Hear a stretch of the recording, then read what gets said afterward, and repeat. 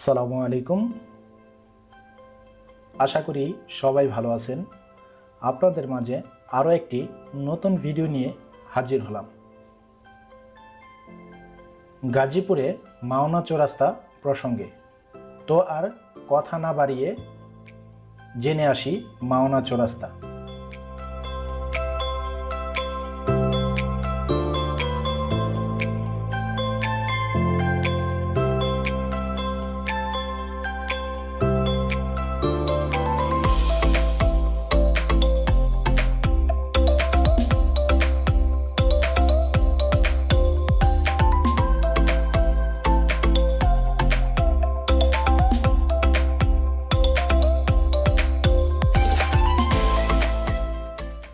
মাওনা চৌরাস্তা এটি একটি শিল্প অঞ্চল। এ অঞ্চলের মানুষ আগে কৃষির সাথে জড়িত ছিল। কালের বিবর্তনে কৃষিকে ফেলে শিল্প কারখানার সঙ্গে জড়িয়ে পড়েছে, ফলে আবাদি জমি নষ্ট করে ফেলেছে। একদিকে যেমন দেশের জন্য অর্থনৈতিক অবদান রেখেছে, অন্যদিকে কৃষিকে নষ্ট করে পিছনে ফেলে দিয়েছে। বর্তমানে মাওনা চৌরাস্তা ঘনবসতিতে পরিণত হয়ে উঠেছে। মাওনা চৌরাস্তার তেমন কোনো ইতিহাস খুঁজে পাওয়া যায় না।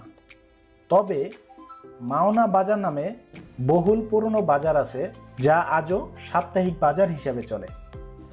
তার সাথে মিল রেখে চৌরাস্তা নামকরণ করা হয় বলে ধারণা করা হচ্ছে। মাওনা চৌরাস্তা 4 রাস্তার সংযোগ সড়ক।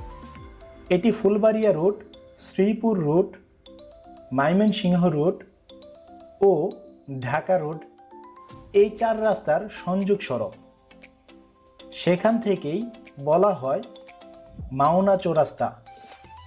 বর্তমানে এটি বহুল আলোচিত চৌরাস্তা, কারণ যোগাযোগ ব্যবস্থা, শিক্ষা, আধুনিক শিল্প কারখানা, নাগরিকের সকল সুবিধা বিদ্যমান রয়েছে এই চৌরাস্তায়, যার ফলে দিন দিন বেড়েই চলেছে জীবনযাত্রার মান।